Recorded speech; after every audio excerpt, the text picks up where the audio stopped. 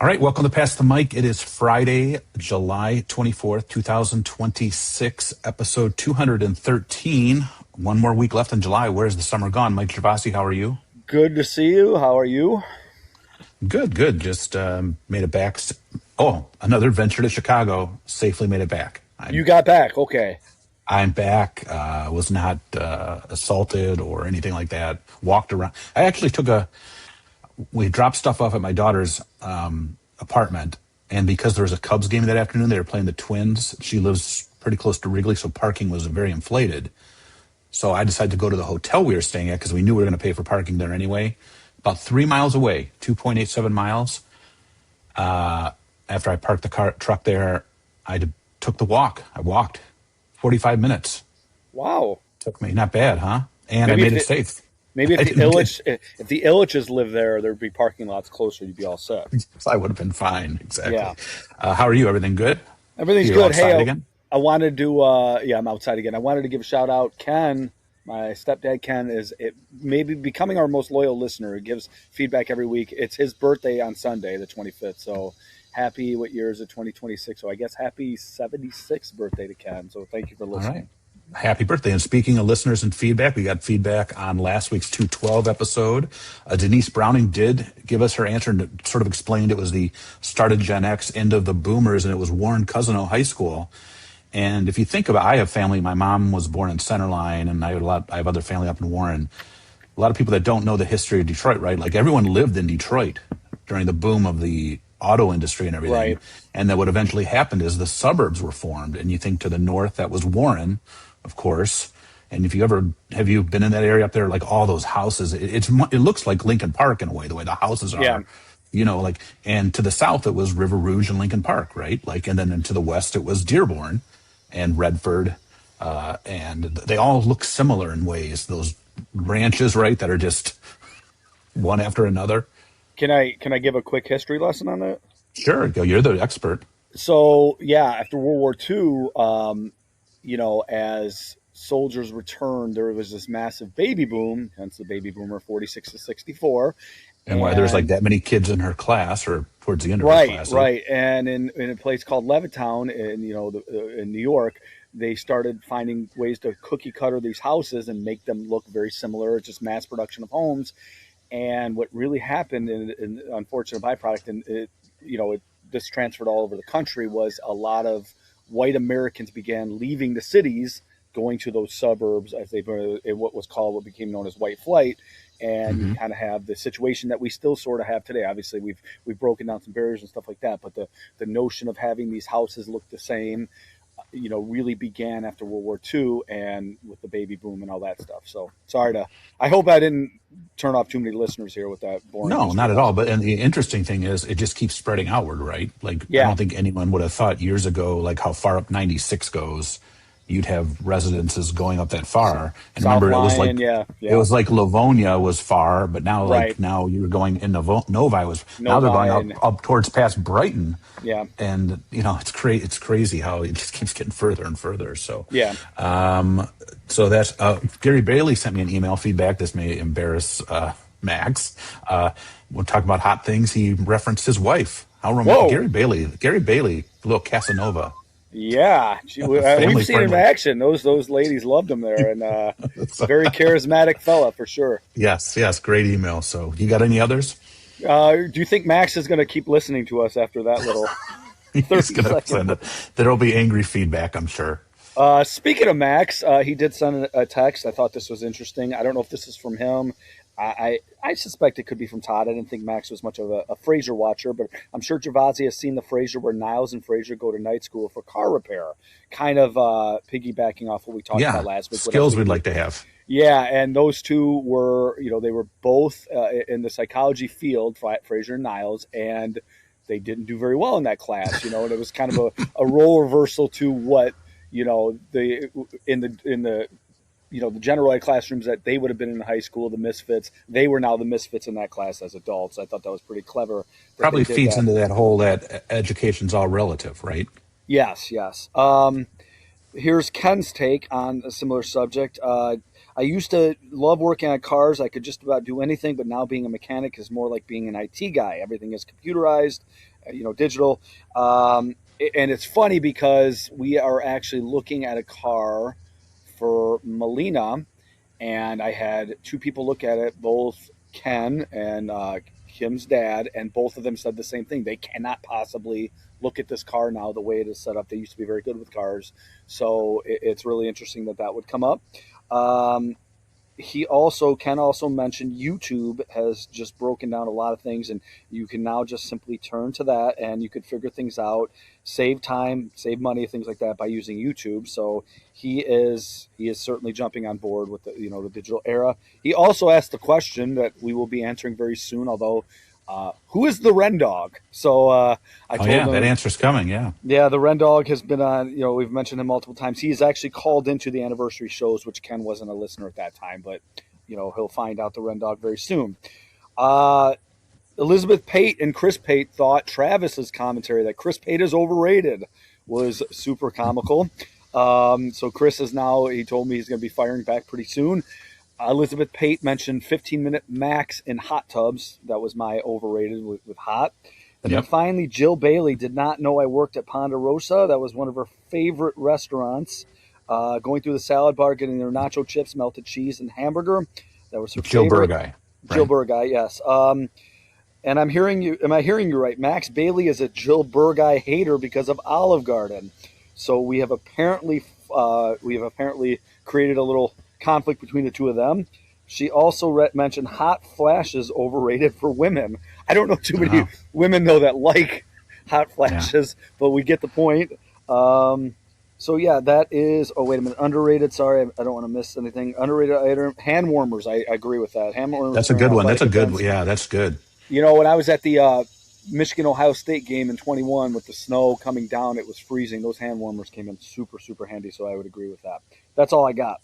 Yeah, and a shout out to Tom Peck. His photo collage was top notch. Once again, had Kramer in the shot in the sauna. Had an album cover of Ambrosia from Nate's shower visits coming. He's still asleep, so I don't think we're gonna have any background Oh, audio. that's So too bad. yeah, Yeah, I would love. I mean, again, I've said this before. I would love to be a fly on the wall as Tom is listening to these episodes, like taking what's he's notes. jotting down. Yeah, Yeah, I, like the Ambrosia caught me off guard, but it was funny that it was in there. So, yeah. you ready for Mike of the Week? Let's go. What do you got? All right, you've already listed a Mike of the Week that dropped out of the governor's race. Well, now it's my turn to list a Mike of the Oh, Week that's okay. going to drop out of the governor race. All right, Yep. former Attorney General, and you know where he's born? This guy's born and raised Max Bailey's stomping grounds, Redford. Former Attorney General Michael Cox. Mike Cox. Yep, former Attorney General, was the Attorney General under the Granholm administration during her, but he was also followed her as she was the Attorney General of Michigan too at one point, I think too. Like so, he preceded her Okay. in that spot because I think that's where she came went and did that. Yes, he just dropped out of the governor's race, so I think they're down to two on the Republican side now that are going back and forth. So I did. Did you ever get your ballot? You should have gotten your ballot, by the way, if No, you I plan do on voting in absentee. person though, so it doesn't matter. But I did not Okay. get it. No. Yeah. So I put mine in the mailbox before we left on our trip to Chicago. So that's my Mike of the Week. I don't know what he's doing now. He's not running, but he is. He has some. Question: Yes. does the fact that I haven't gotten my voter ballot, does that prove this massive voter fraud that I've been hearing a lot about? Uh, well, do you apply for a absentee ballot? I have in the past, but not this year. But I'm Okay. just Yeah. It shouldn't stop. I don't know. right, That's right. weird. I don't know. I Maybe someone stole it. it's got to be all right. All right. Anyway, All right. All right. Education topic this week. We are fresh on the heels of the U of M report that came out. And, U of M's had some bad press. Michigan State's had some bad press. Lots of places get bad press. And we wanted to just talk about scandal and the whole reputation and the whole PR industry of just schools. A lot of times whether it be a college, university, or a school district, whether there's always going to be issues because, there's issues when there's a private funded situation, but especially when it's a public funded situation. We hate the old line and when taxpayers drop the line of you pay my salary, but the truth is that public schools are funded through that method. So I just wanted to talk to you a little bit about it. I wanted to start it though by saying I feel like a lot of times when you see data and stuff about schools, I equate it to like when you see the surveys of Congress, right? You'll see Congress surveys that say, what's your public opinion of Congress? And it's always extremely low, right? Like everybody Correct. hates Yes. Congress as a whole.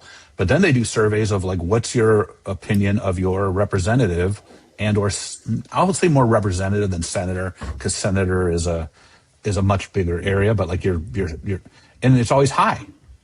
So like people, and I think it's the same with schools. Absolutely. People like, what's your opinion on public education? Low. What's the opinion of your local district and building? High. So I feel it's almost like the whole general idea sometimes is bad, but the localized thing, most people I think are happy with 9 out of 10 of the time, 90% of the time. What are your thoughts? So before Mike, I got to tell you something. I was thinking of you as I was watching this. I was watching. This just comes back to, and it's not totally related, but just as a kind of, just as an addition to the conversation, I was watching Fox 2 News yesterday. They did a couple different features on politics of Michigan, and I could not find the guy's name real quick. A big dog in the Michigan Republican Party that was on, and he was being asked the questions about the Democrats, and I was expecting to hear this vitriolic, horrible, the commentary, and he was like, I mean, he certainly didn't agree with their politics, but it comes back to the local level is so much more productive, and state and local level is so much more productive, so much less vitriol, and so I just wanted to kind of point that out, just as a sidebar to what we're talking about, because you always go with that same refrain: politics is more local. It's so true. And when you see stuff like this, and you see that, at the same time, I don't know if you saw Gary Peters and Secretary of Defense going at it yesterday. That was very, very tense, quite a standoff. And then you see on the local level, it's just much more, personable and things like that. Although I'm sure I'm going to be proven wrong here in the next couple of weeks, but just throwing that out to you.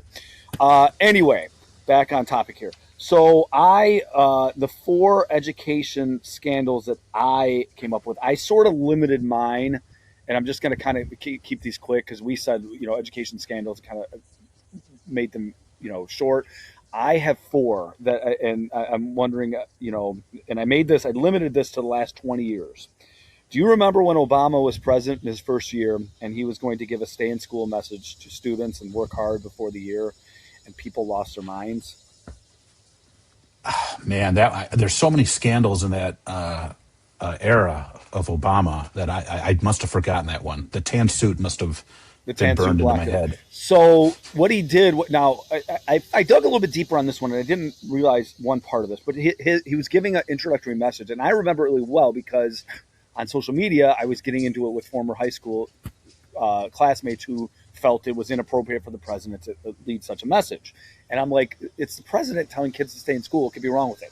Now, they did, the Department of Education, though, did have a question associated with this message that I think they probably should have worded better, because what this did is it gave fodder to people that felt like Obama was about to brainwash students. The question was, how can students help the president achieve the goal?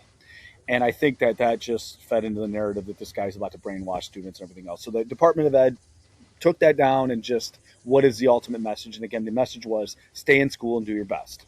I don't know, but it blew up. Controversy. Yes, that was the first one. The second one, related to, you mentioned colleges. Do you remember the wealthy parents in school admissions? The Full House actress and Yes. some of these. That one, that was a big one. The controversy associated with it. Are we a 2-tiered system? Duh, it kind of happens with legacy admissions and things like that. The last 2 were much more recent. COVID closures. We talked ad nauseum. A lot of people don't know that Carlson, outside of the state mandated March through June or April through June shutdown, we came back in that fall. So Gibraltar was back in, and then Yeah, finally, one of the very few that were 4 out of 5 days in person. yeah, and then finally the critical race theory, which was a much more recent development, still being discussed or not discussed in some schools. regarding the teaching of race and our history in school. So those are kind of my big four education scandals. Obviously, not related to what's going on at Michigan, which is a public university, but nonetheless, those are my big four education scandals. It's funny you mentioned CRT. That sort of disappeared. I guess that's not. It's gone. That I don't hear it was. much Do you anymore. remember? I mean, we were Even with the told we couldn't even mention those words. yeah, even with the elections coming back, I guess it's been defeated. So because it was never really around in public schools for the Correct. most part. Correct. Yes. So it's Like the easy to litter defeat box, like something the that's litter not around. boxes, the litter boxes, and Yes, yeah, yes. yeah. So so I mentioned already, and I don't have specific controversies. My guess, I guess, just being more general. I also, looking at public schools, I think that the issue is and again, even with a college, you have multiple facets. Okay, you have things that can be controversial. You have I'm throwing outside just general HR issues, right? Like we talk about reputations of a district can be destroyed by a single person or a couple people, with a few bad mistakes. But you have test scores that a segment of the population focuses on, and then test scores are weird too because if your student is succeeding and doing well and accepted to a high level institution or does well in their SAT, is it really bother you that much if the overall scores are a little lower than a narrowing district? I always, to me, test scores, maybe when you're like looking to move into a place, but I think for the most part, if you know who your kids are and what they do, Right. that's a data point that, okay, that's the general average, but my kid's going to go above that anyway. Mm-hmm. Another thing, safety, school safety. I think that's one, that's obviously a huge, we talked, Sure. you want, you want it, and it's a fine balance too. Like, yes, you want your school to be safe, but you also don't want it to be like a airport TSA, right? Like you don't want, to have this intimidating, Siege mentality walking into a school. Yeah. yep. And then you have like, as far as build into what reputation and what keeps reputation, to me, more above, oddly enough, I think above test scores and above maybe equal with safety, because safety is very important, I think, to a lot of people. But to me, like the extracurriculars and the outside appearance almost builds the reputation the most. How well are these organizations run? How well do things look? This is what is driving this is how bonds are passed, right? Because bonds don't go towards salaries. Bonds don't go towards instructional items. They're going to go towards the physical building, right? And the stuff outside of the building. And Mike, just And to piggyback off that, if you look at the comments on social media that come whenever anybody on your favorite Facebook post, Downriver and Friends, the good folks there, whenever somebody posts about local school districts, I would say, unscientific poll, 90 to 95% of the comments about Gibraltar are positive. yes, You'll get the once in a while that my kid was bullied and et cetera, et cetera. But in general, it is a positive. I think we provide such a student friendly environment for the students that come through that very rarely, I'm going to be honest, I don't remember the last time I saw something negative pertaining to the district specifically. So I think we yeah. did And a the great truth of the job of that. matter is, it's. I always joke around about doing this. Sometimes you can go to like TripAdvisor, right, and look up hotels. And I'll do this sometimes when I'm looking for a hotel. It's always funny to me, like when you go and in TripAdvisor will have like ranked number 4 out of 450 in Chicago, right, or ranked number, So you go to like those top 10 ones, and then you can click to the 1 stars of those top 10. You can click the bad review. To me, those are hilarious because there's so few, obviously, because if you're in the top 10, you're not getting many Correct. one Yeah. star reviews. And the stuff that people complain about, it's like top 10 hotels. It's just like these people will never be satisfied Never. ever. You Never. know what I mean? Like, and and I'm not. Am I saying that Gibraltar's a top 10? No, I'm saying that even when you're doing everything right, and even when you don't do something right, you hear people out and listen to it and try to fix it. You're still going to have a segment of the population that is just never going to be happy with anything. Never. But and you're right. And I think about like reading a book review on Amazon. You'll read somebody have a negative review because the packaging was or the book came Yeah. and it was in bad condition. But I got to tell you too, man. I was thinking about this too. We had a student leave to a different district. I'm not going to mention district's name, but for the outsiders, it would be a very gaudy, nice district.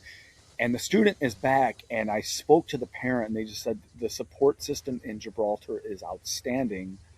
And my son just wanted to be here. He felt like everything around here was so much better. So you hear stories like that, we are obviously doing something right. So I appreciate what your notion is on the education topic here. All right. Yeah. Well, like hopefully we don't have to talk about specific scandals or anything like that in the future, at least in our career. So, all right. Overrated, underrated. You came up with this one because on the World Cup wrapping up last week, I actually watched it in a restaurant bar in Chicago, the extra time period. We got seated right as that was going on, got lucky, and had a nice Chicago tavern style pizza and heavily, the crowd was very heavy in favor of Spain. So we were in a it got pretty raucous there at the end. But you wanted to talk about sports traditions, overrated, underrated. What's your overrated? Okay, mine is easy. I'm going to get a lot of hate on both my overrated and underrated, but this one just I think it's so outplayed. It's the playing of Sweet Caroline at sporting events. It's The overdone. Red Sox games. Is there anyone else that does it as part of their? Is there a I college that does it? I don't know specifically. I just feel like it plays so often. And again, I realize people have fun with it, and I'm a fun sucker on this one. I even, I was at basketball practice the other day, and Coach Mason had the music playing. That song came on, and some of the high school students were even singing it. So this is just a me problem, but it must be more rampant than just Red Sox games for all the students to know it. So that's my overrated. Well, I think the overrated. No matter what we say, we're going to be considered fun suckers because Yeah, you're taking something that a segment of the population enjoys, and we're now telling you that it's overrated. And again, overrated doesn't equal bad. So sure. because this one's going to probably anger people, especially locals. I think not just I'm going to use the one here as an example, but I think. And I'm going to expand it to everywhere, but at hockey games, at Joe Louis, and they don't do it as much anymore, maybe because they're not as good. Throwing the octopus on the Okay. ice, Yeah. overrated. I think anywhere else, you go to any other sporting event, you go to Ford Field and throw anything from your seat, you're gone, right? Like you're gone. And I'm going to even expand this to like the Rats when the Florida Panthers used to do it. I still think they cost the Penguins a playoff series way back because that would add into you'd have to stop and clear that all off and this and that, or even throwing hats during a hat trick. Like, and again, boy, the hockey elite are going to come for me. I just don't understand. You go to an NBA game and you throw a spark plug on the court, you're going to get thrown out of LCA, right? Correct. Now you can throw a baseball So back at baseball games. That's a part of tradition when the opposing team hits a home run.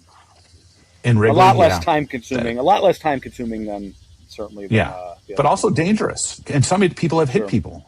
Sure. I just think that if you don't want your fans throwing stuff, which I don't think you do, like there shouldn't be these exceptions cut out. And again, Okay. fun governor, I get it, and yeah.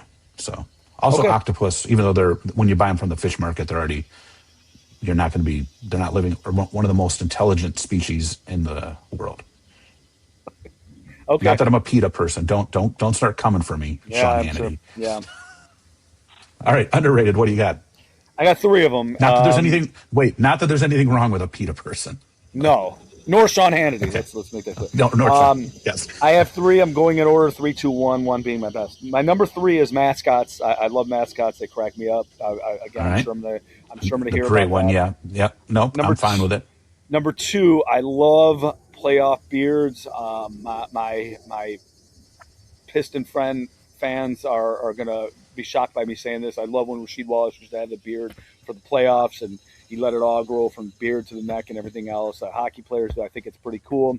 But my number one, and I think this is going to surprise you because I really like struggled with like narrowing this, but I absolutely love, and I think it comes with the atmosphere. I love the whiteout at Penn State. I think it's so Oh intimidating. yeah, I that's a good remember one. when Michigan was playing there with the legendary Shea Patterson, and they received the kickoff. And before their first play from scrimmage, the whiteout with the music playing, they had to call a timeout before their Yep, I first remember that play. game. And it Yep. was just it was that daunting. I think the whiteout certainly contributed to that, and I think the atmosphere of Penn State at College Station, not College Station, I'm sorry, it totally makes it for difficult for road teams. So that's my number one. All right. So I didn't even notice this. I ended up just jotting notes, and I ended up having three. So I'm going to do three as well in no particular order. And my first one ties in with yours. Max Bailey and I actually witnessed this in person, the sausage race in Milwaukee for Oh Brewers yeah, games, which involves mascots in a way. Um, Randall Simon, of course, thwacked one on the head, not at the game we were infamous. at. There's a famous story about that, too. He ended up sending, after apologizing to that girl, flew her and a family member to his home country. I forget where he's Oh, from, on did an he all really? expense paid vacation. Yes. And the girl really didn't care that much about it, but I mean, not about the vacation, but about the bat incident. But again, that's a sausage race. Pittsburgh has a pierogi race. It's okay. The sausage race is where it all starts. I think that's pretty cool. But that ties in with your mascots. The new big thing now, where all these kids are going into a section of a stadium, taking off their shirts and whipping their shirts around, even if the team is like miserably doing terribly. I think that even makes it even more funny. Like Yeah. in the Michigan State game there towards the end, like when their football team wasn't doing. Like I think that's even better. Like it's better when you're losing and like it becomes sort of like, oh, this is not the focus of the game. We're so bad at what we're doing. So Yeah, and that you I know, find I don't think you're going interesting. to make nearly as many enemies doing that when your team is losing either. So that's a No, no. And I think it's funny too, these people that do these progression videos, these people are going to these games and there's like 4 or 5 kids to start or 4 or 5 people and they're like, oh, it's never going to catch on. And then oddly enough, it does. So, and then my last one, and I just saw the clip of it today and the tradition in Wrigley of sending the rookies to go get coffee at the Wrigley Starbucks, at the Wrigleyville Starbucks and bring it back to the clubhouse in uniform. The Tigers just did it. The Tigers social media team posted because they were just there this past series Monday, Tuesday, Wednesday, and it all started, I guess, years ago with the Dodgers. And out of nowhere, there's like, "You're rookies. You're going to get at the whole clubhouse coffee." They walk out of they leave in uniform, go to wherever the nearest Starbucks is to Wrigley Field. And if you look right now on the Detroit Tigers social media, they have it. Maybe I'll share it on our page. The Detroit Tiger rookies go, and like the order screen says Detroit Tigers, and it's just them carrying like a bunch of stuff in their uniforms, then back to the clubhouse, which I think is a pretty cool tradition. it That is. doesn't involve fans; it actually involves the team. You know, it's funny you say it, Mike. I just read a story, and I probably knew this story, but I didn't. It just came to my mind, but I just read the story this week actually. Scott Skiles, former Michigan State legendary player, still holds the record for assists in an NBA game at 30. Played for the Orlando Magic. Shaquille O'Neal comes in as a rookie, and Skiles tried to make him do his rookie duties, and Shaquille O'Neal's like, "No, I'm not. I might be a rookie, but I'm way more important than you." And he refused to do it. I just read the story, so it's kind of funny. Well, I wonder if Skeens did the Wrigley walk. I'm sure, the Pirates didn't bring him up until later in the season because they always try to beat that service credit clause. And so I wonder if they already went to Wrigley at that time because the Pirates play the Cubs much more often. So they might have already made their first trip. Who knows? Sure. All right, hot mic take. What do you got this week?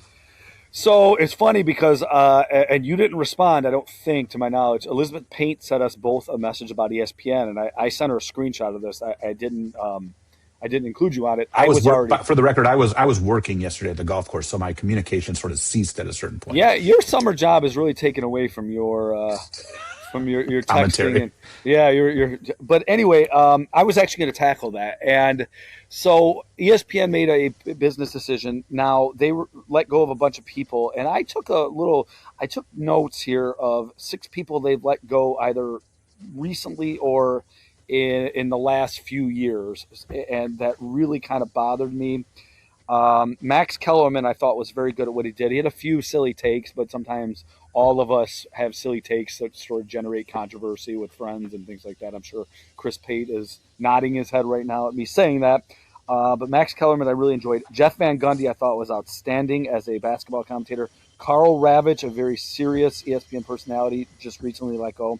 Ryan Clark, I thought he was outstanding in 2 ways. I thought he brought a younger sort of perspective, and I know that's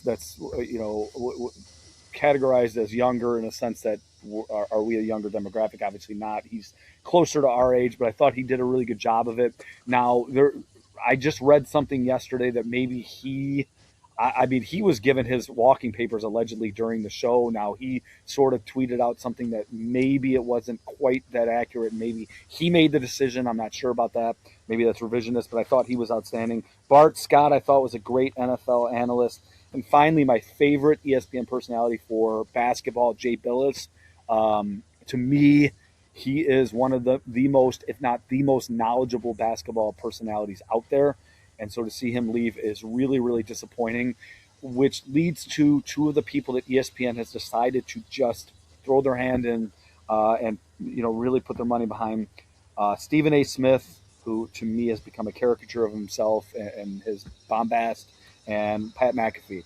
I don't enjoy watching either one of them. I think, for a myriad of reasons, but I think that ESPN, they obviously know more about the business model than I do.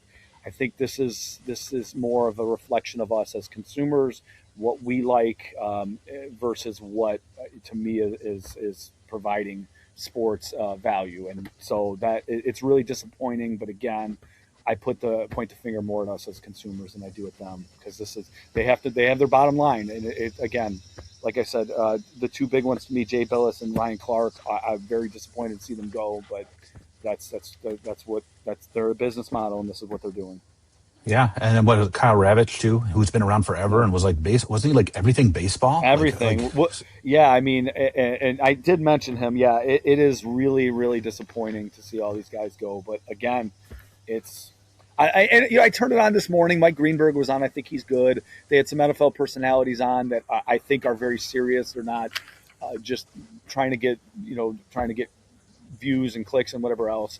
But nevertheless, I just when I turn on McAfee, I'm like, this doesn't entertain me. And Stephen A, I thought he used to provide a lot in terms of basketball knowledge, but now I think he is just a loudmouth. But that's what. Yeah, maybe he's going to run for president. So good point. I think I agree, but and like I said, it's a business, and they've done this before. This isn't the first time they've done No, this. it's not. It's not. And like, and again, and this isn't my Steeler bias. I always thought Ryan Clark was really good. Like I'm a big fan. I'm a fan of the way he played.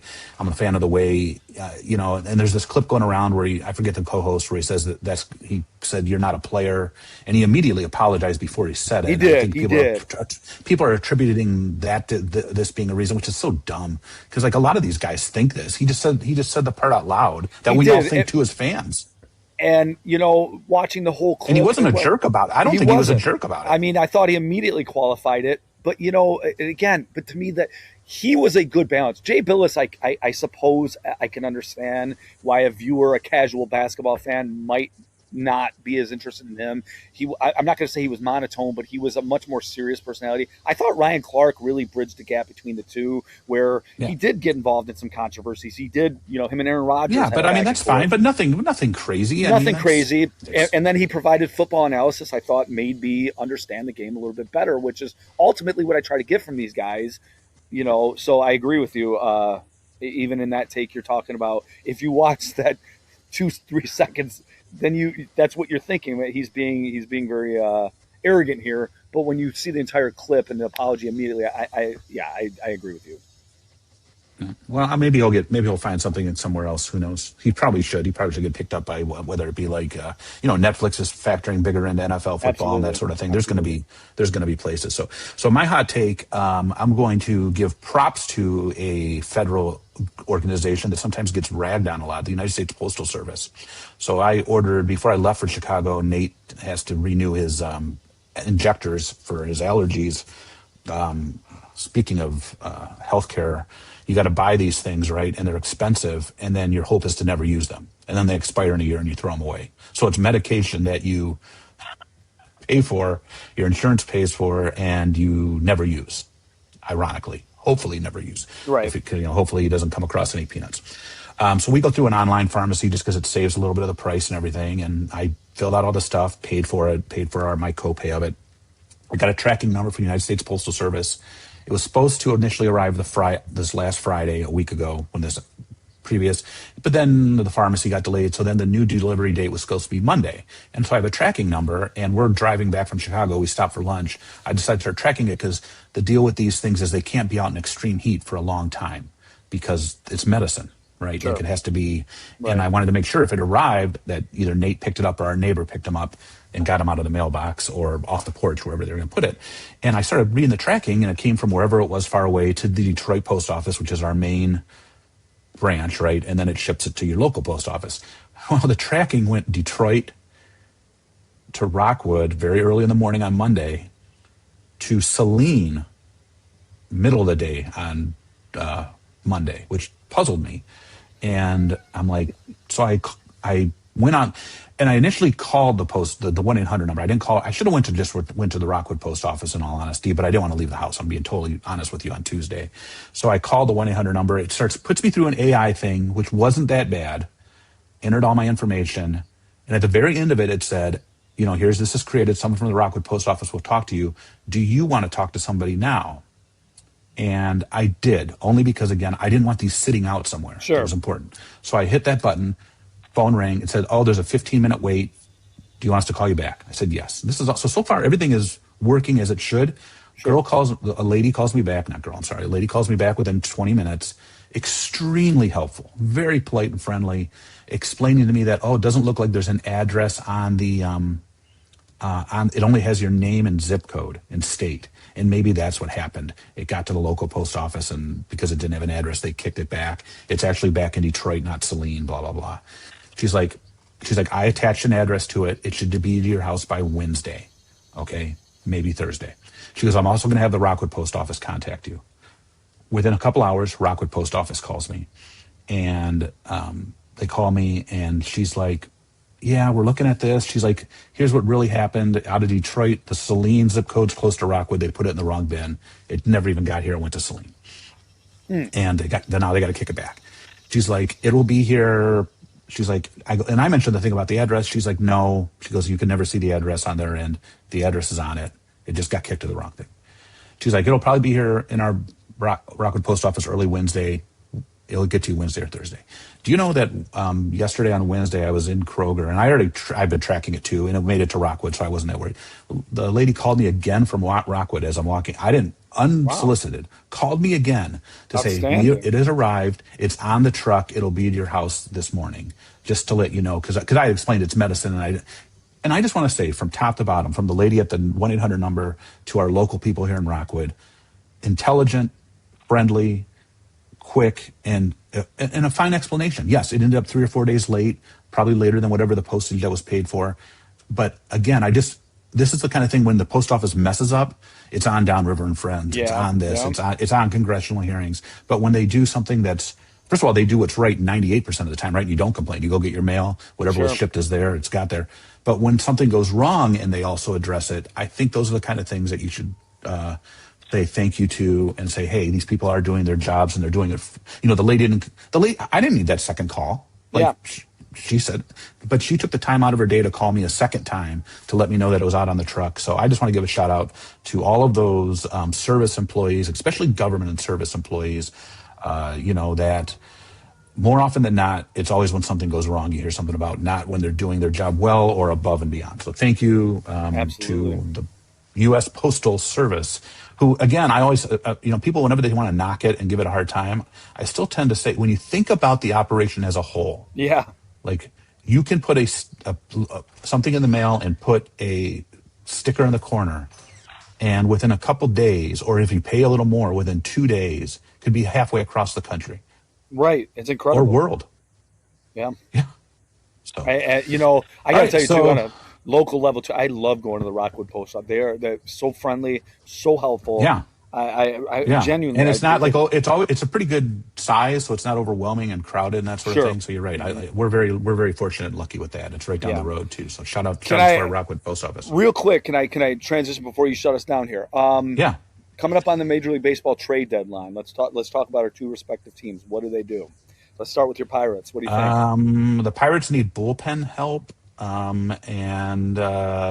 but they're cheap, and they already said that they don't want to increase payroll. So I'm going to say they hold steady and don't do anything. They're Isn't not that going to. great? They're not going to sell. They're not going to sell anybody, but they're definitely not buying anybody because they feel as if they're hanging around, but they're not. Isn't Nothing. that great? Yeah. I'm going to predict that the Tigers are going to try to square a circle, and I understand why. Tarek Skubal will get traded, and the Tigers will still try You think he will? to. You think he will get traded? I do. I think at this point, he is trending toward being one of the most disliked athletes in the area. Yeah. He doesn't seem to read the room very well, and likes to seemingly play the victim a lot. So but I think Tigers are making it interesting. There's 2 or 3 in Chicago, so I think they're gonna go for it, and then at the same time trade the best pitcher in baseball. Dr. Rice is inviting me as his guest to go see him pitch, which, by the way, is standing room only tonight, the night that this comes out, against the Royals. Shout out Johnny Schreiber, who will be in town, and Flo Rida performing after. Is that? I thought that was the 24th. That's You're right. It is. Yeah. it's the night of that. Yeah, the not tonight. We're recording on it. Yes, but the Yes, night you're this right. You're comes right. out. So You're right. I'll give updates on that as well. So Okay. All right. all right. All right, so next week looks all right for you. Looks all right for me. I don't have much on my calendar. I work just a couple days. I'm back at the course, so we'll get something out. And I think isn't this the week? Well, I don't want to say anything. I don't want to spoil any surprises. So we will be back next week with another episode, and keep moving right along. It's into August. There we go. We're getting there. Yeah, actually next week's a full week of July. Really, well, Friday to Friday. We have, and then really August is a full month for us because we don't really start till that first week of September. But athletes will be back. The Maestro's heading to band camp. I know, so the wheels start moving. They're starting to move. Did you do absolutely. all your safe? Did you all do your safe schools videos? Have you got those all done? I got it done the first day. You? Yeah, it wasn't that bad. They were all refreshers, so I feel pretty good. Us Yeah. veterans, something good for us veterans. So Yep, let's yep, shout out for to sure. GSD for that. All right, everybody, have a great week, and we will see you next week.